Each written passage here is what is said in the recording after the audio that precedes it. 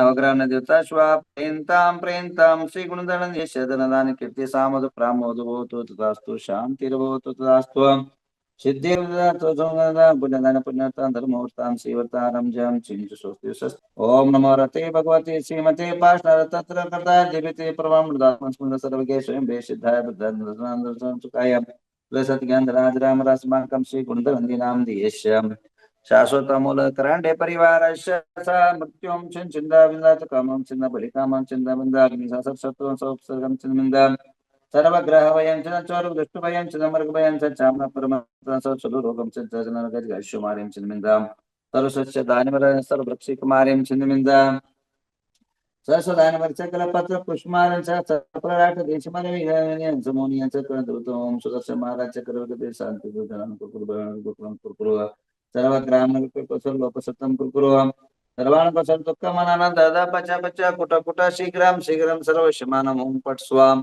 ओम नमो भगवतो वड्डमान सरिसं चक्रं जलतं गच्छे आविवा देवा तम्मेन वार निंगिन वार आइन वा मोहिन वा सबजी सत्तानम अपराजितो भूतो रक रक स्वाम ओम नमो रते भगवते श्रीमते प्रक्षिणा शेष दोष कल्मषाय दिव्य तेजोमूर्ते नमः श्री शांतिनाथ शांतिकरा सर्वविघ्न सर्वरोग सर्वप्रकचोक्षाम ओम राम ह्रीं रूम राशि अवसाम श्री गुणदंडिनाम देश सर्व शांतिम कुरुकुरो तुष्टिम कुरुकुरो रिद्धिम कुरुकुरो सिद्धिम कुरुकुरो संभ्र आरोग्य संपदाम कुरुकुरो रिंब षट नमः स्वाहा उदक चंदन तंदुल पुष्पकै चरु सदीपस धूप फलार्घ कै धवल मंगल गणरवांकुले जिनग्रतम मुझे ओम रीम चिंतामणि पाशना जनेन्द्राय जीव यार विश्वास दिख रहा है उसको बहुत बहुत आशीर्वाद मंगल हो सब कल्याण हो यशस्वी जीवन हो हैप्पी बर्थडे। आइए आप सबके जीवन के अंदर एक महत्वपूर्ण घटिया घटनाएं क्रम कीर्ति युगे जिनका भी जन्मदिन है उनको बहुत बहुत आशीर्वाद। जीवन के अंदर हटाने का प्रका बड़ा महत्व है। मैं परसों आपसे कहा था ये शाश्वत पर्व है और इसके विशिष्ट फल को पाने वाले अगर कोई नाम आता है तो श्रीपाल कोटि भट्ट का नाम आता है। श्रीपाल कोटि भट्ट जनप्रिय वात्सल्यमय जनहितकारी राजा था। उसका स्वभाव नेचर और मन के अंदर आम गरीब रोगी जनों को कष्टों से दुखों से मुक्ति करने की विचारधारा से अपने जीवन शैली को ढाला था। श्रीपाल कोटि भट्ट जहां रोगी रहते वहां जाकर के प्रजा की सेवा करता था, हाथ पैर दबाता था, दवाई पानी करवा करके स्वस्थ करता था। सोशल वर्क में बड़ा ही जो है अग्रसर राजा था। और कभी कभी क्या होता है कामों के कारण और अपनी सुरक्षा नहीं कर पाते। जब जनहित में आदमी बहुत लग जाता है तो स्वहित का भी नुकसान हो जाता है। अब डॉक्टर वर्ग है, कोरोना के टाइम पर कई डॉक्टर मर गए, कारण मास्क हाथ आदि न धोने या कोई भूल चूक से वायरस का अपने पर अटैक होने से कई डॉक्टर मृत्यु को प्राप्त हुए। तो वैसे ही दुर्घटना श्रीपाल कोटि भट्ट के साथ हुआ। लोगों के घर घर जाकर के गली गली जाकर के लोगों की सेवा और शुश्रूषा करता था और लोगों का दुख दर्द बांटता था। अर्थ के माध्यम से, विद्यों के माध्यम से उनकी कष्ट को हरण करने का नित्य निरंतर प्रयत्न करता था। दवाई खुद जाकर के लगाता था, खुद लेपन करता था। एक बार क्या हुआ, एक कुष्ठ रोगी के घर पहुंचा और कुष्ठ रोग को निवारण का लेपन किया। कुछ ऐसे रोग है जो संसर्गजन्य रोग है, दूसरों को रोग हो गया वो अपने पर अटैक करता है। सबसे ज्यादा आपको अनुभव बता दूं तो सर्दी का, सर्दी जुकाम अगर आ जाए तो निश्चित समझिए एक को आ गया तो घर वाले को सबको आ जाएगा। उसके संपर्क में जितने भी लोग आते हैं उसको तुरंत अटैक होता है। तो और वही जो है सर्दी का रोग ही बड़ा करुणा रूप हो गया और करुणा ही परिवर्तनों के नमूनिया हो गया और नमूनिया के बाद आदमी का मृत्यु हो जाता है। तो ये सर्दी अगर अपने को स्वस्थ है और सर्दी वाले के बाजू में बैठ जाओ, निश्चित रूपे ना आपको 24 घंटे के अंदर उस रोग से आप पीड़ित हो जाओ। इसी प्रकार एड्स रोग है, कुष्ठ रोग है, यह पर को लगा हुआ रोग अपने को लग जाता है। कैंसर है, हार्ट अटैक है, ये रोग किसी का रोग अपने पास नहीं आता है। संसर्गजन्य रोग नहीं है। संसर्गजन्य कई रोग है, कई प्रकार के रोग, एक नहीं है, कई नाम आपको कल गिना दूंगा। कई रोग ऐसे जो है संसर्गजन्य रोग है जो मनुष्य के दूसरे को अगर हो गया वो अपने पास, हम उसके संपर्क में आ गए, उसके नजदीक बैठ गए तो निश्चित हम भी उस रोग से ग्रसित हो जाते। बट इसका अर्थ सेवा करना छोड़ना नहीं, अपने को सेफ्टी करते हुए दूसरे की सेवा करना चाहिए। उस जमाने में वो चीजें नहीं थी, मास्क है, वो है, ये है, नाना प्रकार की। तो वह कोटी भट्ट को कुष्ठ रोग से पीड़ित हो गया और वह कुष्ठ रोग इतना भयानक था कि वो राजा तड़पने लगा और वह कुष्ठ रोग से पीड़ित होने के कारण वह जितने राजा के संपर्क में थे वो भी कुष्ठ रोग से पीड़ित हो गए। खुद श्रीपाल भट्ट हुआ परंतु उसके जो राजा थे, उसके जो भी सैनिक थे, उसके जो भी लोग थे, वे सारे एक नहीं दो नहीं उसके संपर्क में वो आया, उसके संपर्क में वो आया।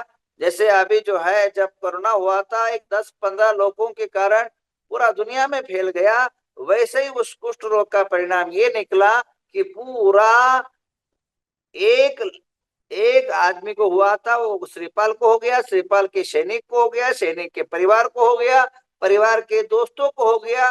ऐसे करते करते एक नहीं दो नहीं 700 लोगों को हुआ। अब इसके पूर्व में एक कथा भी आती है। ये श्रीपाल कोटी भट्ट जो है नास्तिक और अधर्मी था पूर्व जन्म में, और राजा था, दुरहंकारी था, अहंकारी था, धर्म के द्वेषी था। कई राजा ऐसे होते हैं और कई मुख्यमंत्री भी होते। आज हमारे कर्नाटक के जो मुख्यमंत्री हैं उनकी भाषण सुनो, वे दलित, दीन दलित, ओबीसी पक्ष में है और स्वर्ण उच्च जाति के विरोध में है। वो स्पष्ट बोलते हैं। उनका कहना यह रहता है स्वर्ण जातियों से उनको नफरत है, उनकी कोई काम नहीं करते हुए, जब भी करेंगे तो मन मार के करते हैं। उनकी विचारधारा है दीन दलित शोषित वर्गों को उठाना है और उच्च जाति लोगों को उन्हें कुछ नहीं करना है। उनकी विचारधारा है और पूर्णतः नास्तिक है। और इतने नास्तिक है हमारे मुख्यमंत्री, एक कहीं भी होटल में मांस खा जाएंगे और खा के डायरेक्ट मंदिर में घुस जाएंगे, और उनसे कोई पूछा कि तुम मांस खा के तुम मंदिर में आ रहे हो, तो स्पष्ट कह देंगे, इसमें क्यों से बड़ी बात है। क्या वह आपके सेवक वर्ग, कुछ वर्ग जो भी काम करने वाले वो खा के आके चलते, तो हम क्यों नहीं आएंगे। इस प्रकार की कुतर्क से लोगों को उत्तर दे देते हैं और भ्रांति पैदा कर देते हैं। पूर्णतः ना धार्मिकता को नहीं मानते, ना पुनर्जन्म को मानते। अब मुख्यमंत्री पोस्ट पर है, कुछ कोई कह नहीं सकता है, कुछ कोई कर नहीं सकता है, बट पूर्णतः धार्मिक के खिलाफ ऐसे कई लोग हैं, एक नहीं है, कई मंत्री है भारत देश के अंदर। कई ऐसे नास्तिक लोग हैं जो किसी धर्म को नहीं मानते, बट अपने धर्म पर वो अभिमान रखते हैं, अपने धर्म को बहुत बड़ा मानते हैं। ऐसे भी कई लोग हैं। तो बंधुओं, नास्तिक आस्तिक की चर्चा और कभी करूंगा मैं। श्रीपाल कोटि भट्ट पूर्व जन्म में पूर्णतः नास्तिक था, और एक बार मुनिराज को देखा, और एक मुनिराज एक शिला पर ध्यान मग्न थे। श्रीपाल कोटि भट्ट की चरित्र को आप जितने बार सुनोगे उतना, उन्होंने जो पूर्व में किया उसी का नतीजा उसके जीवन में हुआ। और उस मुनिराज को देख करके उसने कहा, ये मुनि एक कोटि मुनि है, एक कुष्ठ रोग से ग्रसित मुनि है। बल्कि वो मुनिराज कोढ़ी नहीं थे, परंतु दुरहंकार के कारण, अहंकार के कारण उन्होंने कहा ये कोढ़ी है। और उसी का नतीजा अगले इस जन्म में, श्रीपाल कोटि जन्म के अंदर उनका पूरा शरीर कोढ़ में हो गया, पूरा शरीर जो है कुष्ठ में हो गया। वो पहले कर्म का भोगना पड़ा था इसको। अब हुआ जो भी है, पहले हो या इस बार में हो, तो हुआ।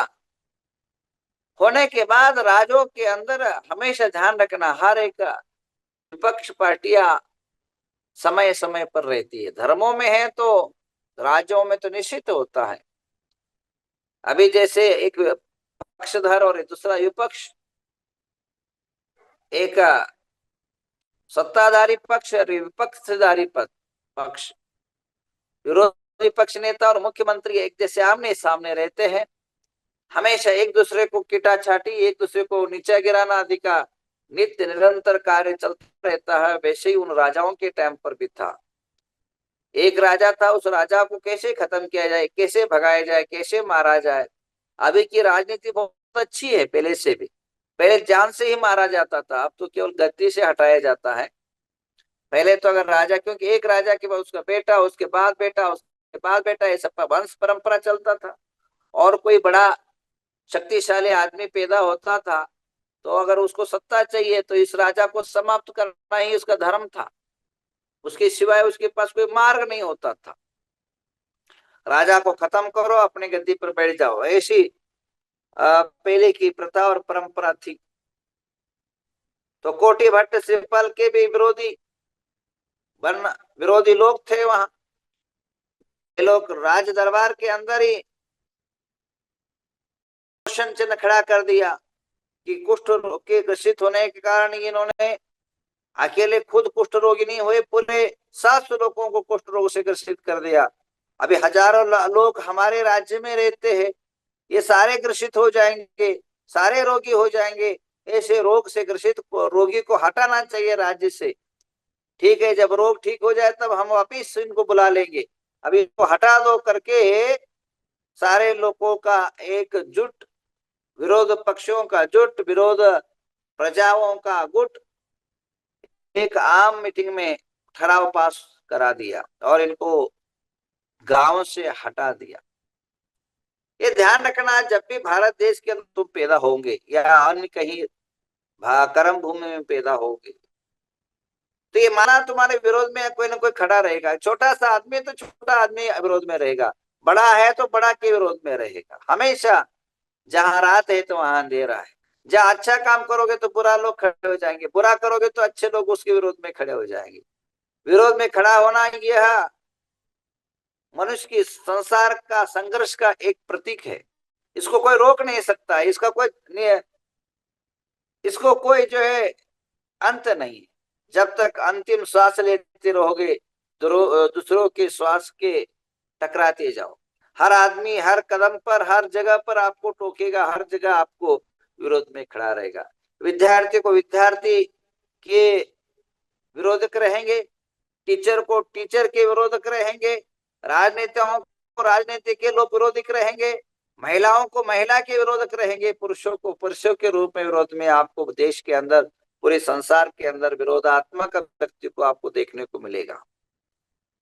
परंतु इससे हताश और निराश नहीं होना है, इससे मानसिकता से हमें विकृत नहीं होना है।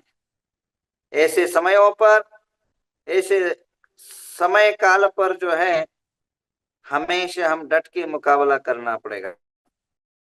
तो आइए आप सभी के जीवन के अंदर विरोध और सपक्ष, ये दोनों जो है संसार के अंदर देखने को मिलता है। तो आप सभी के जीवन के अंदर जब कभी ऐसी समस्या पैदा हो, जब कोई संघर्ष पैदा हो, तो आप घबराना नहीं, आप डट के मुकाबला करना। आपके जीवन में संघर्ष के प्रति हमेशा जो है सजग रहना है और उस व्यक्ति को कभी भी विरोधक नहीं समझना है। और अगर अपनी गलती है, अपनी खुद की कोई समस्या है, तो ठीक करके आगे बढ़ जाना। उसका काम वो करे, अपना काम हम करें। इससे अर्थनाद, अर्थ रौद्र, अशांति आदि से हम ग्रसित नहीं होना है। हम प्रशस्त मन के साथ, यशस्वी के साथ हम जीना है। आइए, समय बहुत हो चुका है। आप सभी के जीवन के अंदर शांति आदि हो, समृद्धि आदि जीवन में हो। सायंकाल सत्र में घरों में शांति की स्थापना हो, इसलिए विशेष जाप्य अनुष्ठान रखा है। और सिद्ध चक्र का भी विशेष आज सिद्ध भगवान का जाप्य करेंगे। उसके लिए लवंग, जो कल का था वो भी लवंग लेके आए। सिद्ध भगवान के जो 1008 में से 108 की हम जाप्य कराएंगे। अष्टानिका में हम विधान नहीं कर सके, अगले जो अष्टानिका आ रहा है उस विधान करेंगे। अभी जो है मात्र इतना ही काफी है आप सभी के लिए कि आप जाप करके अपने जीवन को स्वच्छ बना सके, सुंदर बना सके। आइए अभी शुरू करते हैं आपके नाम पर एक शांति धारा। ओम नमः सिद्धिभ्याम